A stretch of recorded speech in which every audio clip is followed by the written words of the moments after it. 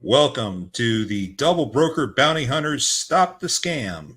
Here are your hosts, the Double Broker Bounty Hunter, John Cantera, and Dispatch Kate, Caitlin Price. Hello, folks. Welcome to Stop the Scam. Thank you very much for joining us. We got quite a few things that we're going to be chatting about today, Kate and I. Kate, how are you doing today? I'm pretty all right. How are you? Can't complain. Even if I did, who the hell would listen? Yeah.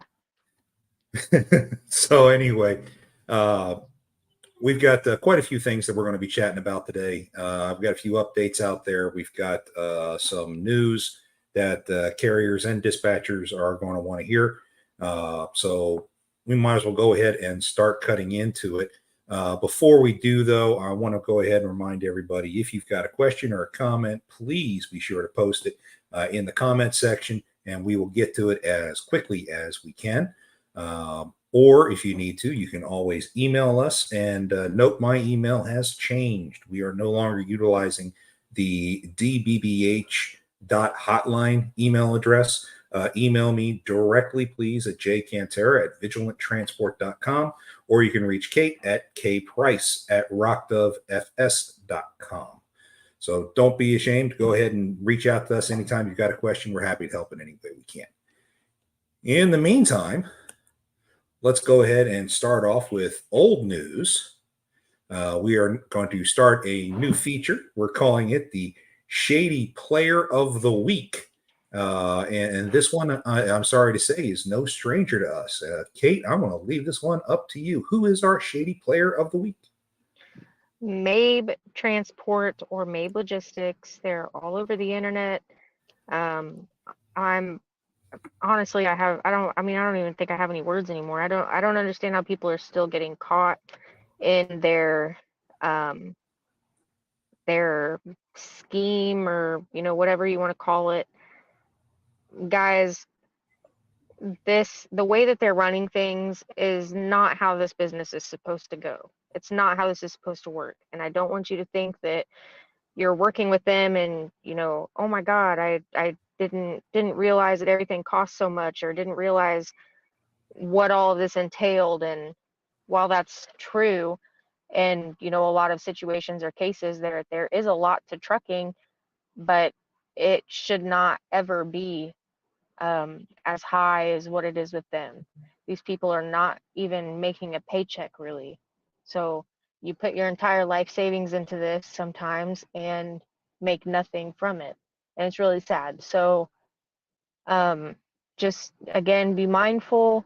And if you're currently working for Mabe, if you're listening to this and you currently work for them and you have any issues, please reach out. I would honestly welcome people that have good things to say as well. I haven't had any feedback like that, but I'm definitely interested in speaking to anybody that does have anything good to say. Just because I haven't heard it. I've heard all bad things. So if whatever your experience is with them, please come forward and reach out and let me know. And I'm happy to talk to you about it, whether it's positive or not. One of the things that I do need to point out here is that we have no evidence that Mabe Logistics has done anything illegal. Our big beef with them is how their agreement is so unbelievably one-sided and unbelievably expensive when it comes to the hidden fees and all that other stuff. That is why we have them featured here. Anyone who is considering leasing on with a carrier needs to do their homework. You need to ask for references. You need to speak to current drivers who work for them. You need to speak with past drivers who work with them. You need to look for every comment you can find, and then weigh everything with a grain of salt. Do your due diligence, because when you come across people who appear to take advantage of folks like Mabe appears to, then you could be caught in a very bad situation trying to trust somebody like that. So again, please do your due diligence. The brokers do theirs. By now, us carriers should be doing the same. Anything else on that, Kate? And I was thinking of something, and oh yeah, I keep telling people because it seems like nobody scours. Well, some people do. Some people, get on Facebook and they look them up and find their own information. But whenever you're looking into working with somebody, it sounds stupid. Some people are like, I don't want to get on Facebook. I don't, mess with Facebook. But let's be real, that is one of the biggest social media platforms out there, and people talk.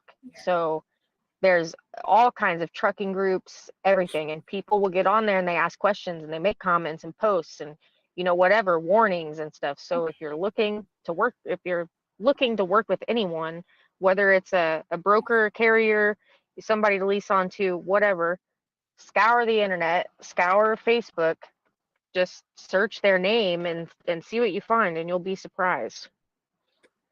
I mean, don't get me wrong. The shady actors still troll social media everywhere. So whether or not you can trust something you see on social media is, well, up to you to make an informed decision. Social media platforms are protected under something called Section 320, and that allows them to stay impartial regardless of what information is posted on the platform. So the platforms aren't responsible for what posters say, and posters are protected under the First Amendment. So take everything with a grain of salt. Even stuff you hear from us, we're going by what we have discovered in our investigation. We stay as impartial as we possibly can. But the warnings that we give out are usually have solid evidence behind them as to why we highlight certain things. All right. Now, I want to go ahead and transition over to my favorite brokerage that exists out there, and that would be someone who's really not much of a broker, Amazon. I don't know how many people out here deal with Amazon on a daily basis. I know there's quite a few who do Amazon Relay, and Amazon Relay in itself, the concept is not bad. The idea of having a fully electronic app setup for your supply chain is actually fairly revolutionary. I have to give Amazon credit for that. However, it's the execution that really leaves a lot to be desired. And I get calls all the time from people who have hauled loads that turned out to be Amazon loads. They didn't book it through Amazon, and then they got stiffed on payment. Okay, we talk about Amazon a lot here. We know that they're the flavor of the month. Hell, they're more like the flavor of the year for scammers. But Amazon doesn't seem to be learning any lessons here. I can tell you that. So, a little update on some of the things that Amazon has been doing.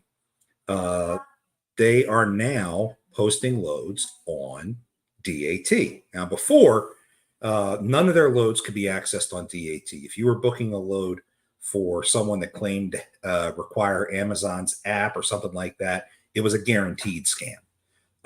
Now, not so much. Now I'm scrolling through my emails here because I need to find this phone number because y'all going to want to see this. There it is. No, it wasn't that one. A little before that. There we go. Okay, so Amazon has a phone number that they post on their DAT loads. It has to be a very specific phone number. If it's not that phone number, it's a guaranteed scam. And I happen to see this several times today. So first off, you start off by booking in the Relay portal. So if you have access to the portal, do the portal. You don't have to worry about looking at DAT. If you're booking something off of DAT, okay, then it has to have the load appearing on DAT and a specific phone number listed on it. And that phone number, I really ought to put this on a banner for everybody. So give me 1 second here. You gotta love the issues of live broadcasting. Mm-hmm.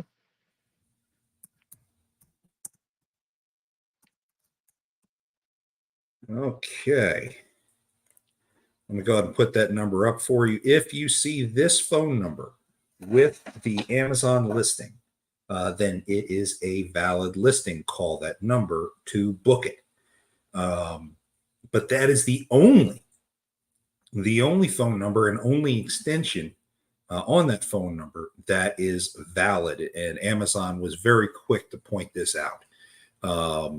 I saw earlier today a post for a load from Amazon Logistics. They had a matching MC number, but the phone number that was associated with it was 866-257-7362 extension 13579. So 5 digits on the extension, and it was a different 866 number.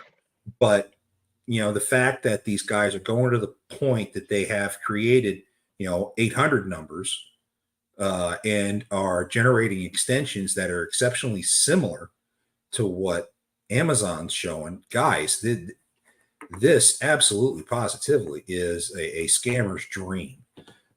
Anytime you got a scammer who's got a account with Amazon, somehow got their hands on it, whether they bought an MC that had a valid account or they actually had a carrier and generated a valid account, whichever, this is a scammer's dream, because not many people are going to think too much about looking at that extension number, making sure the extension is right. They're not going to look at the rest of the 800 number, make sure the 800 number is right.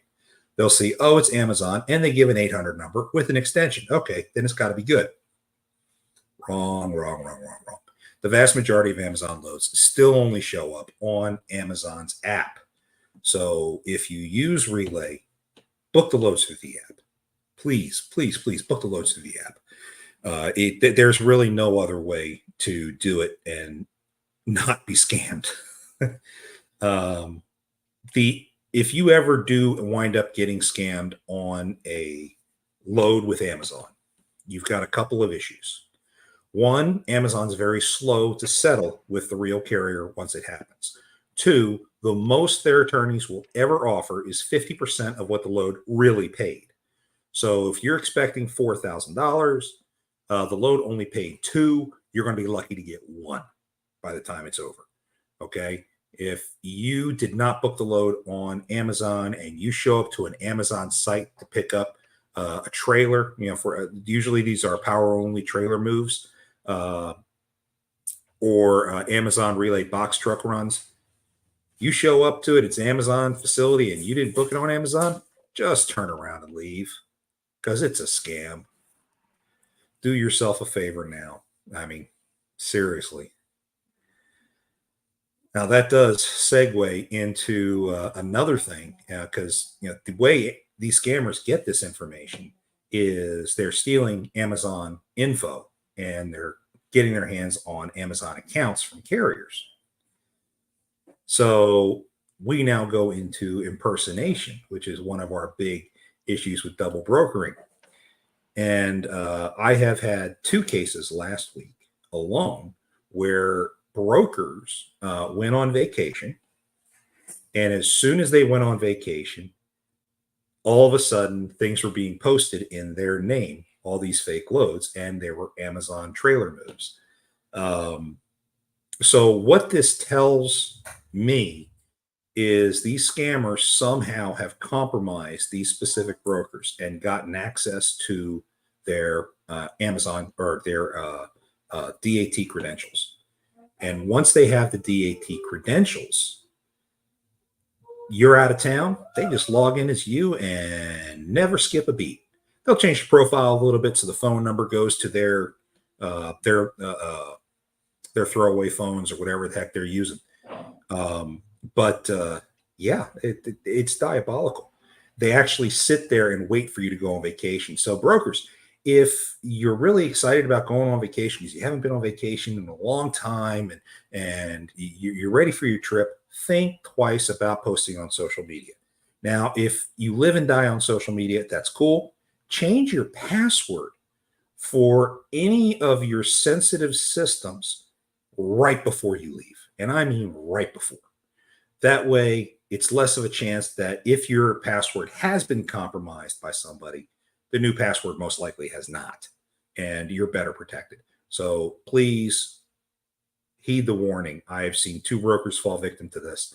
Now, the good news is for any broker who's impersonated doing this, there's no real backlash to that broker. They're just going to get flooded with calls saying, "Hey, is this real?"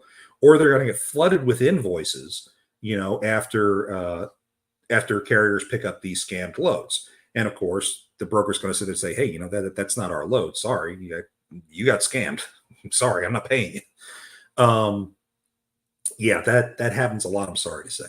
So please pay attention to how things are going out there. Change that password, please, before you go on vacation. It will make everyone's life so much easier. How often do you come across anything like this, Kate? You see this happen a lot? I actually haven't ever seen that happen, but I've also never booked a load through Amazon. So I've never dealt with Amazon really in any capacity other than them dropping boxes off down the street for me to pick up. Yeah. I don't book for Amazon either. I actually have a couple carriers who do run Amazon, like on the weekend if they're home and they're empty. They'll run some Amazon relay. But I don't want a dispatcher. I don't want to have a hand in it. I don't want access to the to their portal. I don't want it. It's just trouble. And frankly, no dispatcher should have that. If you're a contract dispatcher like us, you really shouldn't have access to one carrier's stuff for something as unique as Amazon, because then the temptation is you're going to book Amazon for everyone using that one MC number, and then you got to figure out how to get everybody paid, and then it turns into another big scam thing. And that's one of the domestic issues we're seeing with fraud in the industry. Bad dispatchers who have access to an MC, who book loads under that MC and then hand the load off to a different MC and trying to coordinate payment between them. That's a big no-no. You can't do that. So if you're a dispatcher out there listening to this and you've done this before, time to stop. Look, I get it. I mean, how many carriers out there are under 6 months of authority? A lot. Oh, yeah. And you can't get anything if you're under 6 months for the most part. I mean, you got TQL, but who wants TQL? You got CH Robinson, who wants CH Robinson. You have some of those. You know what? Guys. I actually love CH Robinson. Okay. I do. Okay. I do. Well, okay. What do you like about CH Robinson? Hit me. Every single time, maybe not every single time, but I have never booked a load with CH Robinson that didn't pay exceptionally well. I mean, for my hot shots, I had the last one was like 178 miles for $700 or something like that. I mean, I've never had a load with CH Robinson that just did not pay very, very well. And on top of that, even if they didn't pay very well, but they pay well enough. On top of that, the broker that I'm working with will email me almost every day. "Hey, do you have a truck list? Is there anything I can help you with?" I love that. They're always so helpful to me anyway. And I've just never had a bad experience. And that's not to say that won't happen one day. I'm sure it will. But well, it's a hasn't sweet yet. Texas draw. You know that. I'm not even from here. But I'll be perfectly honest. Early on when I started dispatching, I actually liked CH Robinson also. And to be even further honest, I don't think I've booked a load with CH Robinson in over a year. However, when I first started off doing my double broker bounty hunter work, I would say a good 30% of the loads that I was intercepting while they were still in transit were CH Robinson loads. And I got to realize that because I recognized the CH Robinson load number. It's about 13 digits long, starts with a 4. Yeah. But I recognize it very quickly. So when I see a BOL and they tell me, "Oh, I got this from Jacksonville Freight Solutions," and I see the 4 in the upper right hand corner. I was like, "Oh, freaking Jades." Yeah. Okay, so CH, I have not seen a double brokered load through CH come across my desk in months. So CH Robinson's doing something right, at least on the surface to me. So I will give them a little bit of credit. Anyone out there who works with CH Robinson, my apologies. You're actually okay. You know, we know how we are with mega brokers. We always beat on the mega brokers. So please forgive me on that one. TQL though, I'm not apologizing for. Oh, hell no. Nah, they're on my shit list. Uh, but you know, yeah, I have to agree. CH Robinson has not been bad, and for hot shot loads, they've actually been pretty damn good. I will grant you that. But again, my point still stands. Brokers, if you're going on vacation and you love your social media and you want everyone to see you having that Mai Tai poolside, make sure you change your passwords before you leave. What a friend of mine who's a broker who sometimes watches this show, so forgive me, Amy, but I'm going to bring it up anyway. One of her people went on vacation, and sure enough, there were 90, no, it was more than that. At the time, the day of the incident, we had found 91 different posts over a 60-minute period.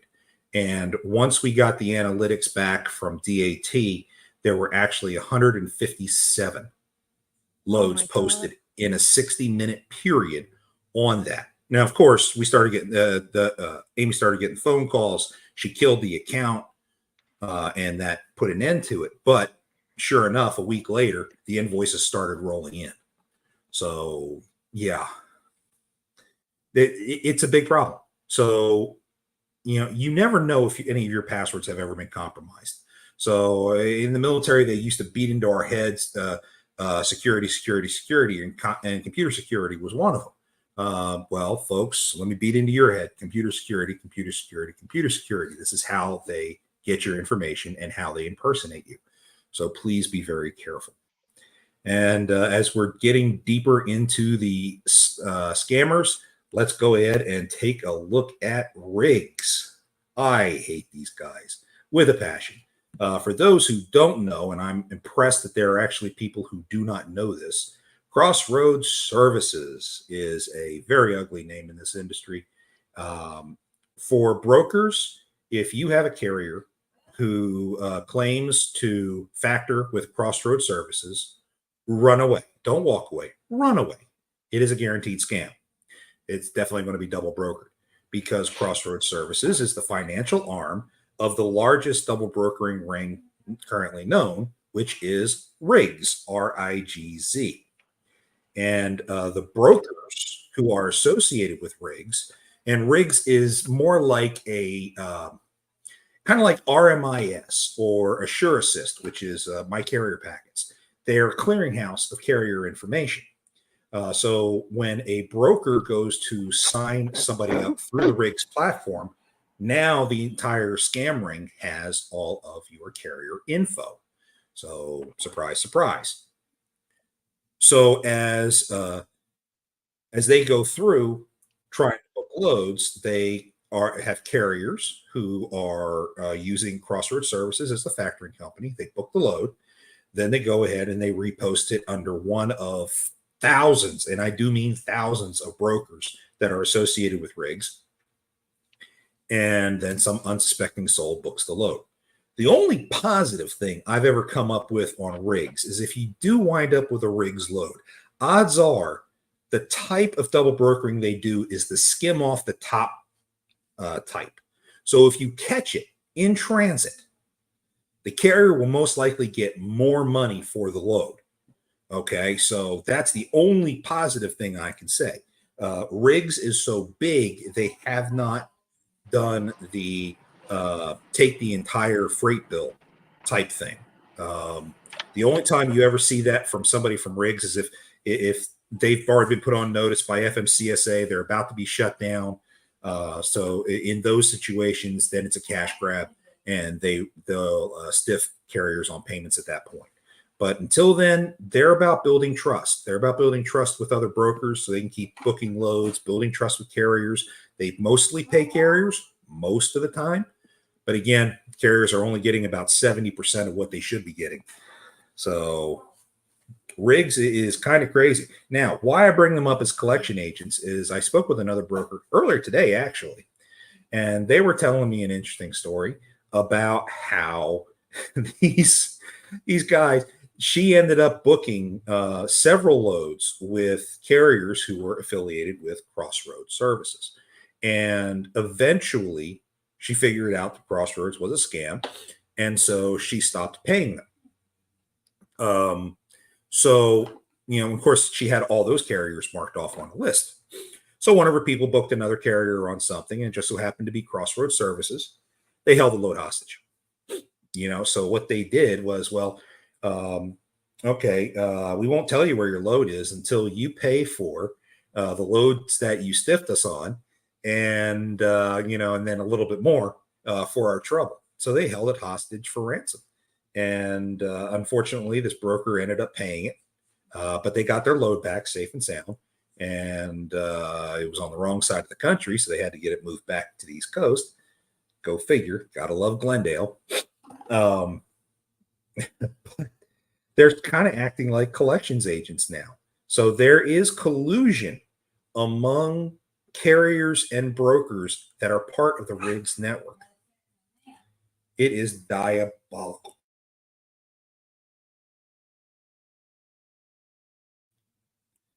Sorry about that. Had to sneeze. Again, live.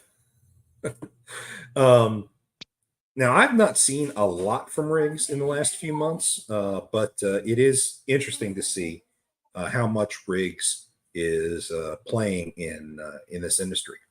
Still, you figure by now, with as many findings as there have been involving Crossroads Services and rigs, that they'd be shut down by now. But no, they haven't. Go figure. FMCSA is too busy worried about safety than it is about scammers. And that's from FMCSA's mouth, everybody. Don't get me wrong.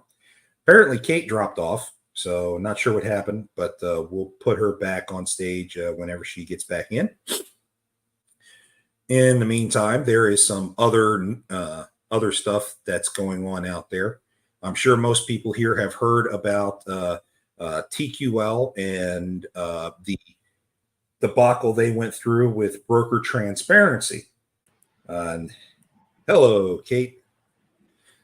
So TQL recently was involved in a case with Pink Cheetah, who's an intrastate carrier here in Florida, and they were pushing to try to get some information on a load. So they went ahead and they requested the info per the broker transparency law.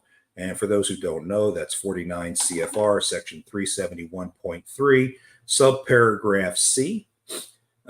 Check that out in your spare time. We'll talk a little bit more about it after I get done with this story. But the big issue is the fact that, one, Pink Cheetah was successful in lobbying FMCSA to compel TQL to provide the freight bill information for the load, showing that TQL actually had I think it was a 44% margin on that particular load. Well, the issue is that when the reports first came in, it was said that FMCSA stormed the Cincinnati offices of TQL. Folks, that is a unfounded rumor. FMCSA did not physically go and do an inspection on TQL and go on site. That did not happen. Everything was done electronically by email. So let's make sure that we dispel that one here right off the get-go. It wasn't like they broke in or anything. So though, as much as I would have loved to have seen it, oh, please, I would have loved to have seen it. That's probably second to, I think my favorite video of last year was our friend who drove around the tractor trailer with pay me my $8,000 on it around their Cincinnati headquarters. You remember that back Yeah, in go October? Gabriel. Go Gabriel. Gabriel, if you're listening, man, you're still our hero. Yeah, we had Gabriel on. He was the owner of that trucking company. We had him on our show back when we were doing this with Noah, and that was something. I'm so proud of him. I'm actually surprised that more carriers have not done that because it was so successful of an approach. He was peaceful. He was not disruptive, but he made sure his presence was felt. And I thought that was absolutely brilliant of him to do that. All right. So as we go away from TQL, I do want to highlight real quick the broker transparency law. I've actually encountered a couple of brokers who have told me in the last couple of weeks alone that the law is archaic, it doesn't exist, and all that other good stuff. Well, ladies and gentlemen, brokers, I'm sorry, you have an obligation under federal law, and it does sit there. And it's been there since 1980. It's been there since the Motor Carrier Act of 1980, and it may not have gotten much attention until the recent downturn over the last year and a half in the industry. Okay, I'll grant you all that, that it has not been utilized very much.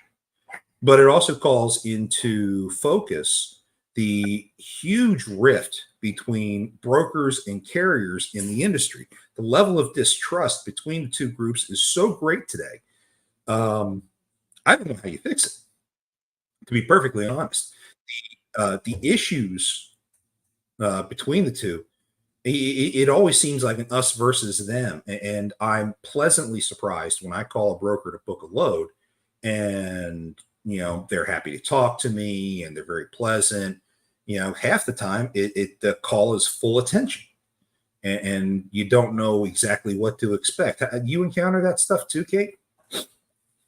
Yeah, and I'm surprised that there definitely are people out there that say, "Oh, I don't work with dispatchers, or I don't do this or that or whatever." But even in some cases, I've had people email me, later random times and say, "Hey, I, checked out your podcast and was really interested. I didn't know this was an issue or that was an issue, or, here's what I deal with on this side or whatever." So things like that are actually really nice. And, I like to hear about that. But yeah, most of my conversations I would say are pretty pleasant. Maybe that's because I'm a woman. I don't know, but they're pretty pleasant, pretty pleasant. It does get touchy though when you get into a dispute between a carrier and a broker. I know a lot when I'm dealing with a double brokered load and a broker's trying to tell me what they have in it, and frankly, it doesn't make sense. The option is there for the carrier to request 49 CFR 371.3, and in doing that, for those who don't know, broker is required by law to provide all load documentation upon request by any party of the transaction. So this is not just carriers can request this. That means the broker's customers can request this as well. Anyone who is part of that transaction can request these records, and brokers are required to maintain them for 3 years. So if there's a real hard distrust as to what's going on, the carrier has the right to request this. Now, the problem is that a lot of carriers don't want to request it because they're afraid of getting a freight guard put against them. The question that I have for the brokers out there is, what exactly are you putting a freight guard on them for? Of all the categories that exist for applying freight guards, exercising your legal rights doesn't quite measure up to me as something that requires a warning to the broker community. Now, if they're trying to get the information for back solicitation purposes, hey, that's one thing. But if they're just trying to get it because they want to understand margins, you really can't do anything to them. I've seen a couple of times where things have happened. Kate's dropped off again. We have gotten a couple of freight guards taken care of because they were heat of the moment in those types of situations. And you know what? It happens. Okay. I don't know about any of the other brokers or carriers out there, but I know when I'm having a bad day, it's possible that I could say something that I shouldn't say. And I will direct it to whoever's in front of me at the time. And yeah, that's a bad thing. I'm very good at not letting that happen to me, but I'm sure from time to time I slip up. But all the carriers and brokers out there are very proud about their businesses. They're proud of what they've built, and they will defend it to the end. And that does cause tempers to flare. And it's out of pride that a lot of these arguments take place, and these arguments get misunderstood, and things just spiral out of control. So before you ask about requesting broker transparency, make sure you understand what you're getting into. Make sure you understand that, yes, it is your legal right, but what's your intention? Focus on the intent here. If your intent is pure, then you should be okay. However, understand that a broker can refuse to do business with you in the future, can put a DNU on you, and some have tried to put freight guards on people.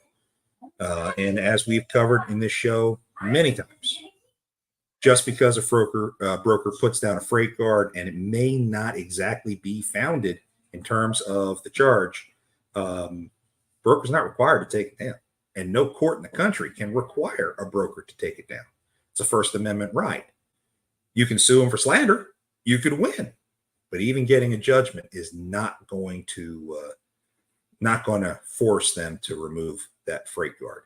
So if you need professional help pulling freight guards, make sure you give us a shout. Let us know. We'll be happy to help out in any way we can.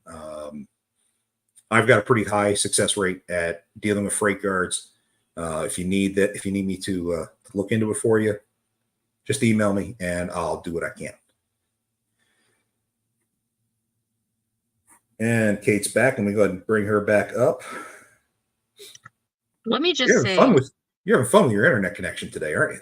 it's not even my internet. It's every time sometimes I have to use my phone.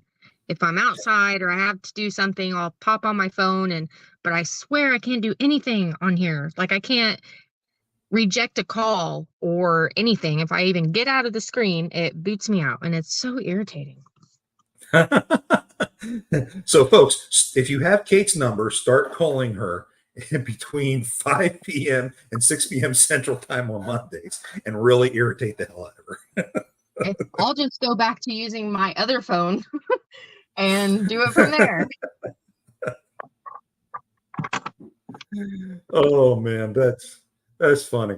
Yeah, I've had the same problem, and so what I do is, but before I start the show, I disconnect my headset from my phone, and I put my phone on silent, and I do everything off my laptop so that any attempted calls, texts, etc., don't disrupt the broadcast. Oh,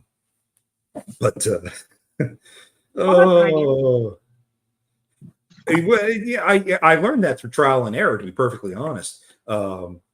We work really hard all day long, trying to book loads and keep our customers happy. And frankly, I know I was booking a load 10 minutes before we started the show today. I think you were too, Kate. So, I mean, we're constantly on our phone, so I don't always remember. Yeah, I've gotten to the point where I set up a checklist for myself and stuff I got to do before we go live. Yeah. Otherwise, we wind up in these situations.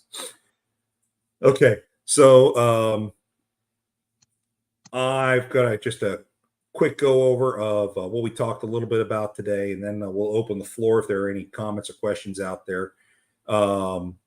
If you've been dealing with trying to find somebody to lease onto, we highly recommend staying away from MABE Logistics or hotshot lease on service. Watch out for your Amazon relay stuff. Amazon, in their infinite wisdom, is now allowing for loads to be posted on DAT, but you need to make sure that it has a very specific phone number. This is the phone number on the screen, 866-865-0124, extension 1357. If there is any other number, any other extension, then it is a fake posting. Do not respond to it. Riggs is now colluding with other Riggs brokers to make sure that they are getting paid. So if a broker has stiffed a Riggs carrier, that would be a carrier that uses Crossroads services for a factoring company. If they've stiffed a Crossroads services customer, then they will get you back by having another Crossroads services customer hold the load hostage and then ransom it back to you. So, and the one detail I left out when we were talking about that piece was the email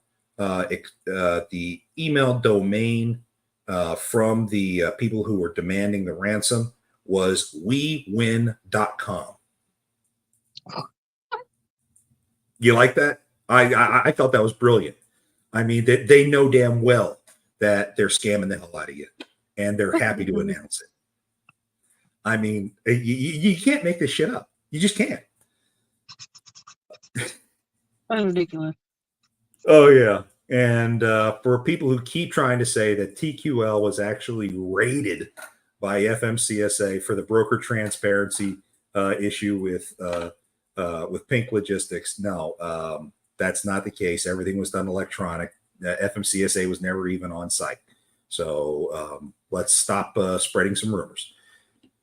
However, if you've got issues with brokers and are questioning brokers' motives, yes, you have the broker transparency law out there, but please be careful in exercising this.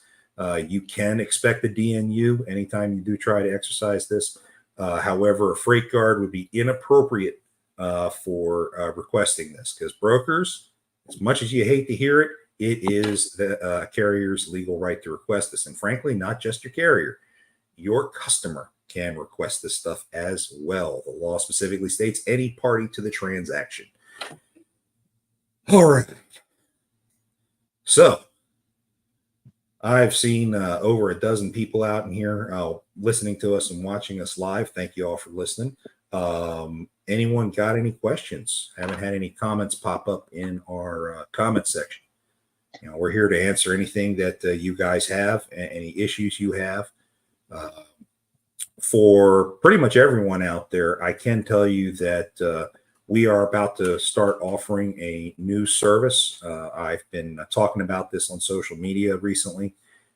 We are creating a webinar for training for brokers, dispatchers, and carriers about fraud in the industry. And it's quite extensive. We're looking at about a 2 to 3 hour training course. I'm almost finished in its development. So I've got probably about another week of tweaking to do on it. And then we'll start offering up a syllabus and a preview so that folks can see whether or not it would be good for their organizations to take part in that training. Feel free to email me about that. If you have any questions. Also, if there are any specific topics that you want covered, I can tell you that we're dealing with double brokering in the full spectrum, defenses. We're going to be covering the other types of fraud that almost all of them stem from double brokering. And we're also going to talk about legal issues that both sides, well, all three sides, brokers, carriers, and dispatchers need to keep in mind, such as holding cargo hostage and when it's appropriate to do that and when it's not appropriate to do that. And a quick preview, it's almost never appropriate. So, and I say almost. There are exceptions, and I'll cover that in the training. As well as broker transparency and double pay liability. So those are the kinds of things that are going to be addressed as part of that training. So if you're interested, please reach out to me. and I'll be happy to get you a syllabus that describes the course and a preview video, which will be put up on my YouTube page, hopefully in the next week. I'm gonna point something Kate, you out. got anything? Yeah, What's glad you asked. So these situations are never going to go away.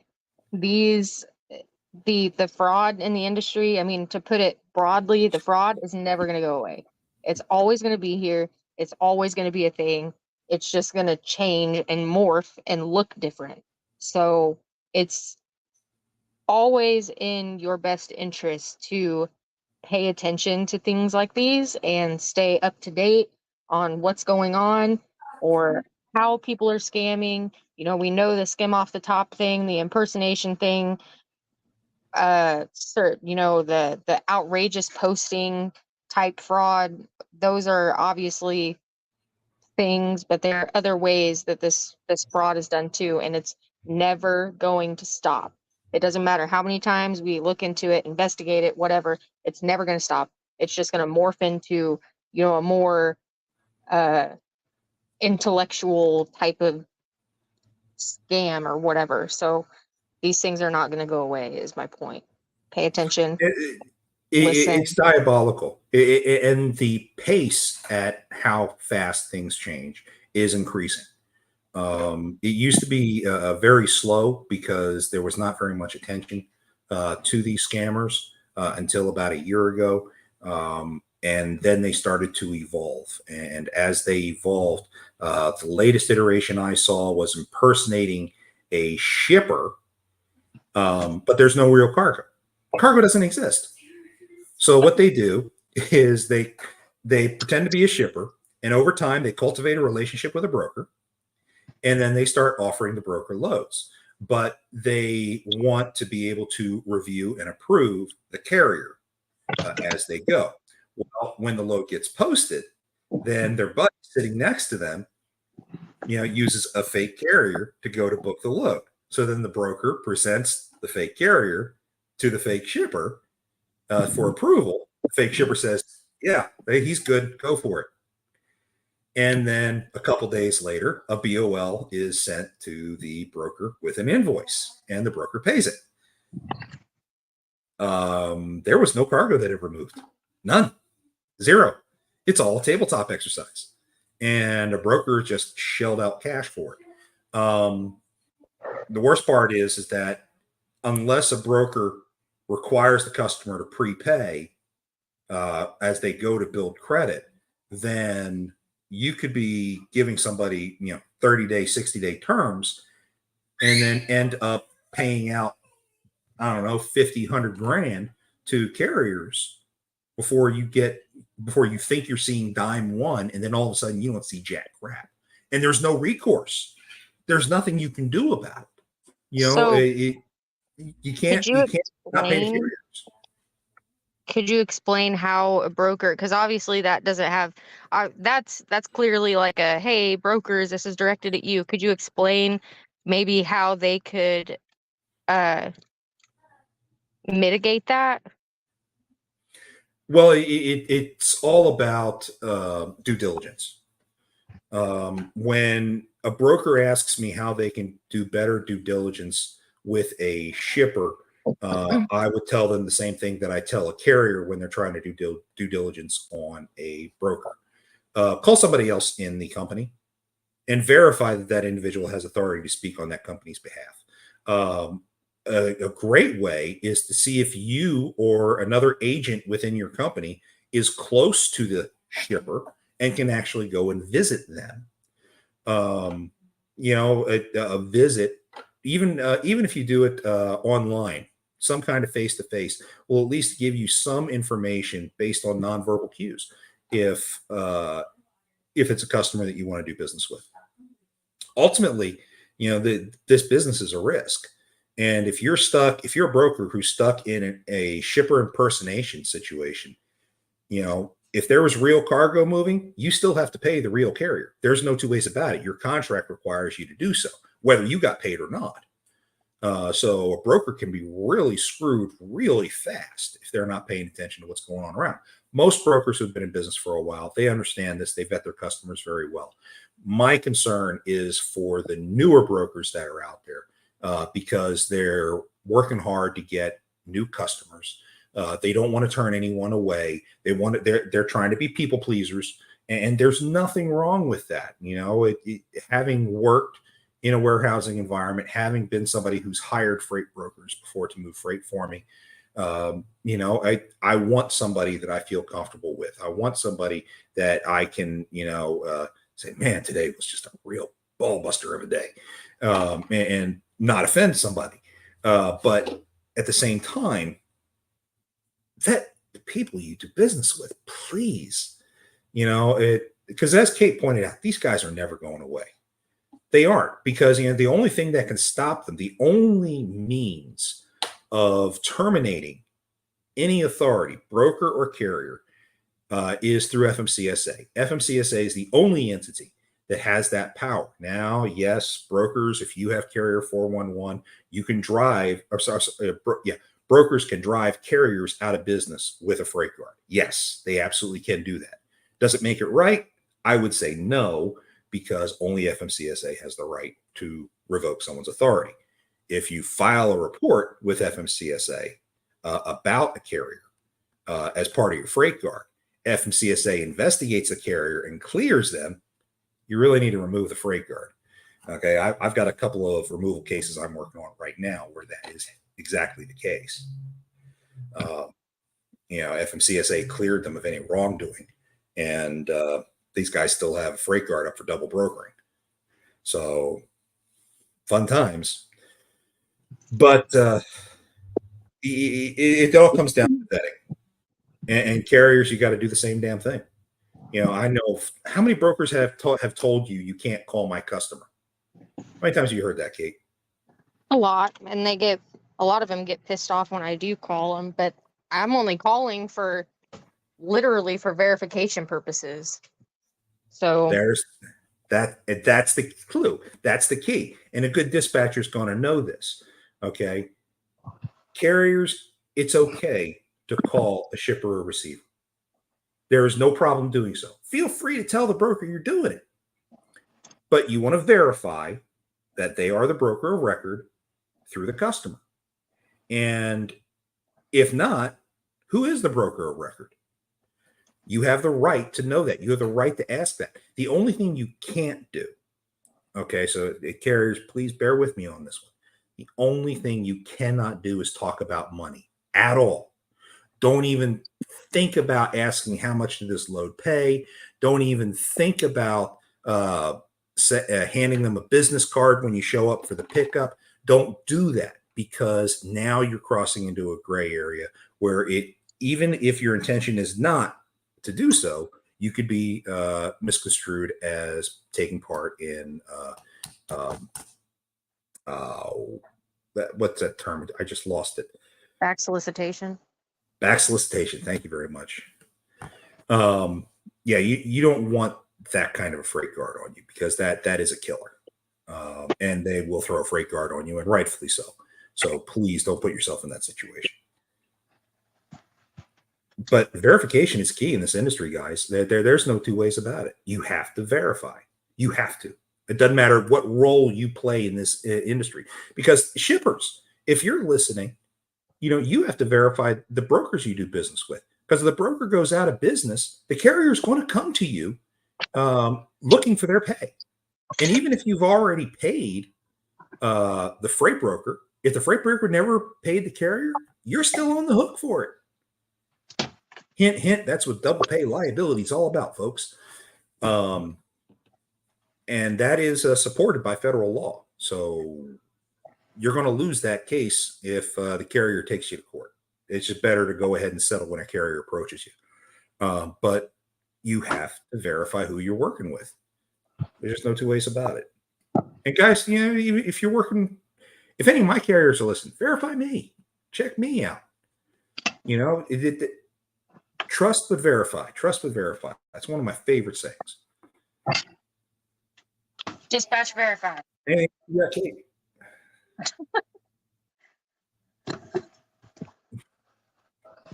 What's that? Dispatch Verify, the website. Yes. I'm sorry. I don't have a banner for that. I'll Oh, have a okay. banner for that for next week. I'll get that for you. Yeah, dispatchverify.org. By all means, please check that out. And if you are a contract dispatcher and you want to be included on that list in a positive light, reach out to Kate, please. She'll vet you and verify you. She has a process for doing that. So that if you go to her site and you're looking for a dispatcher, good dispatchers are listed there. The bad ones are also noted on there as we come across them. So just throwing that out there. Anything Yeah, else? I would like more people to reach out and tell me about their experience with bad dispatchers because I know they're out there and I don't have a whole lot of information on them. So please, please send me the information of the terrible dispatchers that you deal with so that I can make it known to the rest of the, I don't know, freight world.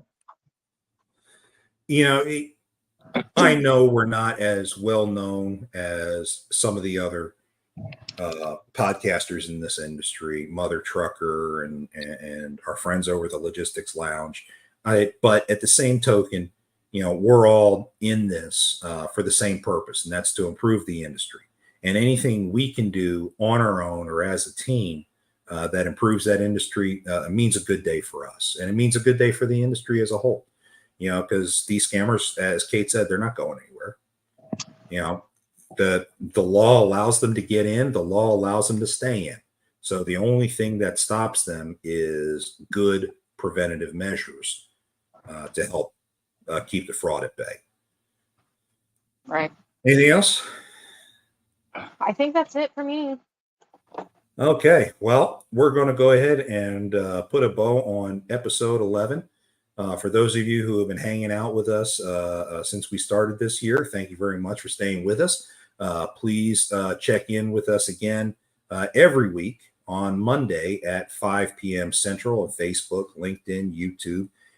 And we have audio that gets uploaded onto Spotify, usually by Tuesday. If it's not there, email me because I'm sure Kate is wondering where the hell the damn audio file is because I haven't sent it to her yet. But if you have any questions from any of our past episodes that you want to have answered, please don't hesitate to jump on the next time we're live or email us and let us know what your questions are. And then we can try to answer those for you as we go. Again, you can reach me at the jcantera@vigilanttransport.com email address, or Kate at the kprice@rockdovefs.com. Hit us anytime. We're happy to help in any way that we can. Regardless of what your issue is, that's what we like to do. And if it's a unique issue, something we haven't seen, we'll be happy to feature it on our next show. In the meantime, again, Mondays at 5 p.m. Central, just check us out. Thank you so much to everybody out there. Take care, stay safe, and we will see you again next week. Take care, Kate. Bye.